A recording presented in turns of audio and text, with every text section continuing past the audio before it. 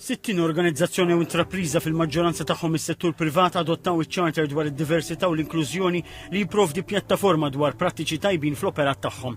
Dan ħabritu s-Segretarju Parlamentari għall-Ugwaljanza u r-Riformi Rebecca Buttigieg meta indirizzat it-tieni konferenza annwali feluq it-tieni sena minn tnieda charter favur id-diversità u l-inklużjoni.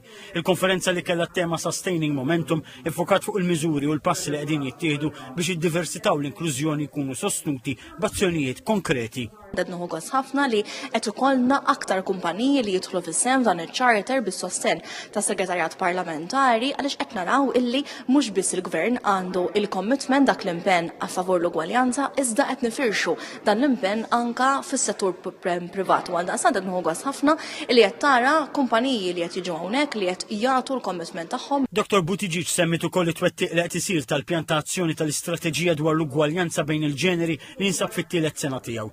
Li fost il-prioritajiet ta' din l-istrateġija hemm li jkunu indirizzati l-ugwaljanzi ekonomiċi bejn il-ġeneri u qalet li dawn naqsu ħafna bil-fatt li żdiedu n-nisa fis-suq tax-xogħol tant li llum Malta qabżet il-medja Ewropea.